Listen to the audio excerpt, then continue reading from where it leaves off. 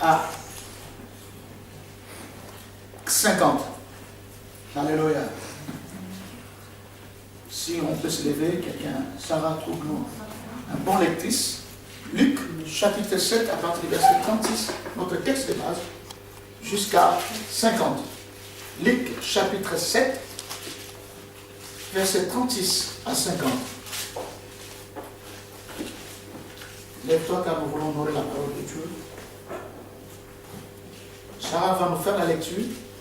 Tu as trouvé Sarah? Tu peux nous faire la lecture, je peux bien la lecture. Alors, Luc chapitre 7, versets 36 à 50, je lis au nom de Jésus. Amen. Un pharisien pria Jésus de manger avec lui. Jésus entra dans la maison du pharisien et se mit à table. Et voici, une femme pécheresse qui se trouvait dans la ville, ayant su qu'il était à table dans la maison du pharisien, apporta un vase d'albâtre plein de parfums et se tint derrière aux pieds de Jésus. Elle pleurait et bientôt elle lui mouilla les pieds de ses larmes, puis les essuya avec ses cheveux, les embrassa et les oignit de parfum.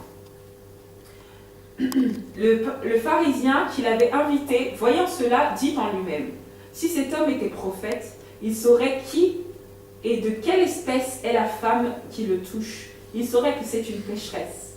Jésus prit la parole et lui dit: Simon, j'ai quelque chose à te dire. Maître, parle, répondit-il. Un créancier avait 2 débiteurs. L'un devait 500 deniers et l'autre 50. Comme il n'avait pas de quoi payer, il leur remit à tous deux leurs dettes. Lequel l'aimera le plus? Simon répondit: celui, je pense, auquel il a le plus remis. Jésus lui dit: tu as bien jugé. Puis, se tournant vers la femme, il dit à Simon: vois-tu cette femme? Je suis entré dans ta maison et tu ne m'as point donné d'eau pour laver mes pieds. Mais elle les a mouillés de ses larmes et les a essuyés avec ses cheveux. Tu ne m'as point donné de baiser, mais elle, depuis que je suis entrée, elle n'a point cessé d'embrasser mes pieds. Tu n'as point versé d'huile sur ma tête, mais elle a versé du parfum sur mes pieds. C'est pourquoi je te le dis, ses nombreux péchés ont été pardonnés, car elle a beaucoup aimé. Mais celui à qui on pardonne peu, aime peu. Et il dit à la femme: tes péchés sont pardonnés. Ceux qui étaient à table avec lui se mirent à dire en eux-mêmes: qui est celui-ci qui pardonne même les péchés? Mais Jésus dit à la femme: ta foi t'a sauvée, va en paix. Parole du Seigneur. Amen. Est-ce qu'on peut acclamer cette parole? Amen, amen. Amen. Alléluia. Prenez place. Bien-aimés dans le Seigneur, mon thème de ce matin, Jésus 100%. Et le sous-thème, comment toucher les cœurs de Dieu. La Bible dit ceci que un homme, un pharisien, va inviter Jésus-Christ dans sa maison. Quand il invite Jésus, Jésus rentre dans sa maison et cet homme a préparé un festin.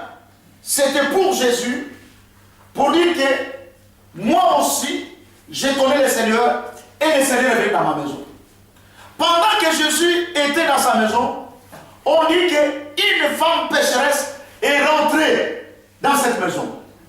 Je ne sais pas qui a invité cette femme, qui l'a autorisée. La maison ne l'appartient pas. Je ne sais pas d'où elle venait, mais elle a brisé ce qu'on appelle la loi juive de venir dans une maison d'autrui et de rentrer. Quel courage! Oh, quelqu'un peut dire amen? Amen. Toi, tu n'es pas invité. Le monde dit l'invité, n'invite pas. On invite Jésus dans une maison d'une personne. Mais une femme de mauvaise vie rentre aussi. Elle n'a pas honte, elle n'a pas peur de tous les gens qui vont le regarder. On connaissait cette femme, peut-être qu'elle était dans un coin au bois de Boulogne, mais cette femme rentre. Et vous savez que les femmes pécheresses ont une tenue adéquate. On sait que non, telle femme-là. Oh, quelqu'un peut dire la main? Amen. La Bible dit ceci que, et cette femme est rentrée là où était Jésus, et les gens savaient quelle était son identité. Amen. L'identité de cette femme c'était une femme pécheresse. Quand la Bible signifie sécheresse. Bien-aimé dans le Seigneur, c'est une vérité. Alléluia. Amen. Bon, vous amène là est compliqué. Hein? Amen. Amen. Dites-moi un bon amen. Amen. Alléluia. Amen. L'homme, la personne de Jésus, quand il est rentré dans la maison, il était à table. Et la femme arrive avec des pleurs. Elle apporta dans ses pleurs auprès de Jésus. Oh, alléluia. Amen. Bien aimé dans le Seigneur, je vais vous lister une chose. Vous devez savoir que Dieu, si tu commences à comprendre Dieu, il n'est plus Dieu. Amen. Je vais lire l'histoire. Amen.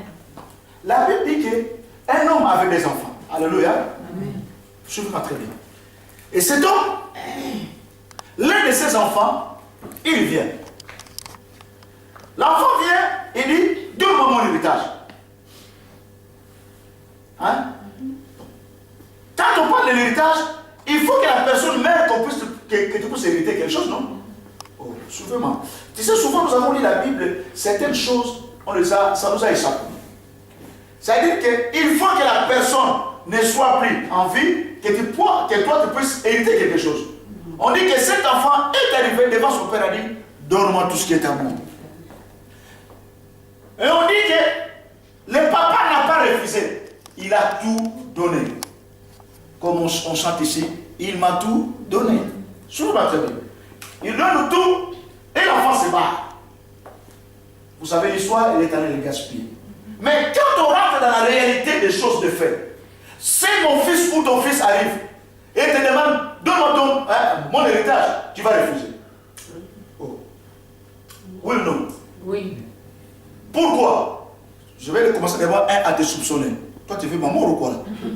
Oh, alléluia. Oh, je ne suis pas comme même. Pourquoi tu me demandes l'héritage? Oh, alléluia. Je vais te traiter de sorcier. Pasteur Mou, cet enfant c'est un sorcier. Je ne suis pas encore enterré, je suis encore vivant. Il demande son héritage. Oh, oui ou non? Tu peux me demander l'héritage quand je ne suis pas là parce que j'ai laissé le testament. Moi, je suis en vie, toi, tu me demandes l'héritage. Mais la Bible dit que c'est le papa là n'a pas refusé. Il a donné. Quand il a donné, l'enfant est allé les gaspiller. Quand il les gaspille, la conscience commence à rentrer. Mais depuis ce jour-là, alléluia, Amen. quand l'enfant est sorti, son père était dans les regrets. Son père souffrait. Malgré qu'il avait un fils dans la maison, son père souffrait. Son père commençait à prier. Et la Bible dit qu'un jour, cet enfant est retourné vers son père. Oh, suivez-moi bien. Je suis en train de poser le fondement. Quand l'enfant vient, son père le voit au loin. Oh, alléluia. Amen. Quand le père le voit au loin, les papas se déplacent. Et il va embrasser qui? Son fils. Les papas quittent la maison. Ils sont dehors à la rencontre de son fils. Et il va dire quoi? Celui qui était perdu a retrouvé quoi? La vie. Souvenez-moi. Quand nous lisons la Bible, faisons très attention. Il embrasse quoi? Son fils. On dit que l'état de son fils est un état ténébreux. Parce qu'il marche avec les pauvres. Quelqu'un qui marche avec les pauvres, il est comment? Oh, alléluia. Donc la personne qui marche avec des pauvres, il est plus propre. Il sent mauvais. Mais on dit que le papa est arrivé, il embrasse son fils. Oh, alléluia. Amen. Quand il embrasse son fils, il l'amène dans la maison. Soyez pas très, sinon vous allez rater beaucoup de choses. Il l'amène où? Dans la maison. Vous savez, vous et moi, quand un fils t'a manqué de respect, la première des choses c'est la réprimande. Mais on voit les caractères types de ses papas, il ne réprimande pas son fils, il accueille. Oh, alléluia. Oh, amen là. Amen. Alléluia. Amen. Après on a sauté, amen, amen. Le fils arrive, son père l'embrasse. Or la Bible dit que notre Dieu est 3 fois saint. C'est-à-dire que la sainteté on l'identifie souvent par la couleur blanche. Est-ce que toi, si tu es habillé en blanc, l'enfant avec l'huile, sous le savon arrive devant toi, tu vas dire, hé, et quand tu vas saluer. Oh non, alléluia. On dit que le papa accepte le fils tel qu'il est. Or, quand nous lisons la Bible, suivez très bien. La Bible dit ceci que le roi des rois va naître dans les états. Oh, alléluia. Vous savez, le prince William, quand il est né, sa femme a accouché, si c'est Kietonshiki, vous avez vu l'hôpital, filmé, nettoyé. Mais le roi des rois doit naître dans les étables. Oh, l'étable c'est quoi? L'étable c'est le cœur de l'homme. Oh, oh, alléluia. Amen. Un grand Dieu tout-puissant qui va accepter d'aller naître là où sa sang veut. Amen. Oh, alléluia. Amen. Ah non, vous êtes encore loin. Amen. Si j'étais à Abidjan, les mamans devaient se lever dire Amen. Oh. Quand on regarde, bien aimé dans le Seigneur, les étables représentent le cœur de l'homme. La Bible dit que le cœur de l'homme est tortueux. Qui peut le connaître si ce n'est que Dieu? Les gens acceptent de naître là où il y a la saleté, là où il y a toutes ces choses-là. Cela représente le cœur de l'homme. Dieu connaît que toi tu es sale, mais il t'accepte tel que tu es. Amen. Le grand roi, il habite dans le temple. Alléluia. Le grand roi n'habite pas dans le temple, mais il accepte d'habiter en toi. Toi qui n'es pas bon, mais il accepte. Oh, alléluia. Amen. Oh, votre amen est compliqué. Alléluia. Le Dieu tout-puissant t'accepte tel que tu es. Amen. Vous savez pourquoi? Il y a ce qu'on appelle remise et reprise. Amen. Quand Dieu vient dans le cœur de l'homme, quand Dieu habite en toi, il y a ce qu'on appelle remise et reprise. On va prendre ton CV, ton casier judiciaire, qui va être escruté par lui. Alléluia. Vous voulez encore je révèle? Son casier, il va prendre ton casier judiciaire qui va être escruté. Qu'est-ce qui va se passer? C'est-à-dire que son sang qui a coulé à la croix doit effacer toutes les condamnations. Amen. Non, quelqu'un ne dit pas Amen. Son sang va effacer toutes les condamnations. Et on va remplacer ton casier judiciaire par le casier judiciaire de Jésus. Alors, quand l'ennemi va t'accuser, quand on va chercher non, elle a fait ceci. Quand on va aller tirer sur ton casier judiciaire, ils vont voir le Seigneur et dire ton casier judiciaire est élevé. Alléluia.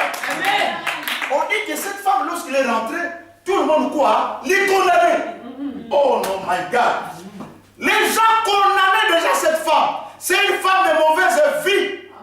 Mais cette femme n'a pas eu peur de briser la loi des hommes. Amen. Il a dit, moi, je sais que mon Rédempteur est vivant. Amen. Il se lèvera le dernier. Amen. Et la foi vient de ce qu'on attend. J'ai entendu que Jésus-Christ est dans cette maison. Amen. Mourir ou pas, moi je dois rentrer. Je ne regarde pas si ils vont me citer. Moi, mon objectif, c'est d'aller vers Jésus. Amen. Cette femme avait regardé le propriétaire de la maison. Et toi, sors d'ici. Oui. Amen. Parce que son objectif, c'était d'atteindre qui? Jésus. Si je regarde à Pierre, Pierre va dire, voilà cette femme. Et d'ailleurs, vous imaginez dans une invitation, on mange un gros poulet, une grosse dinde. Une personne qui s'invite pendant que le fromage passe, toi tu t'invites comme ça, là, oh, t'es nom de Dieu. Nous, on est tenté de savourer si toi tu arrives encore. Donc, alléluia. On dit que cette femme n'a pas regardé toutes ces choses-là. Son objectif, c'était qui? Jésus. Elle arrive, elle brise les lois, elle brise la mentalité, elle brise le comportement. Son objectif, c'est Jésus. Quand elle arrive devant Jésus, premièrement, elle verse ses larmes. Or, la Bible dit dans le livre d'Ésaïe, Dieu cherche des femmes pleureuses. Amen. Pourquoi Dieu cherche des femmes pleureuses? Parce que quand on verse l'âme devant Jésus, ça a un sens. Amen. Oh, alléluia. Amen. Toi, tu as versé l'âme devant ton chéri. Chéri, sans toi, le chéri t'a abandonné.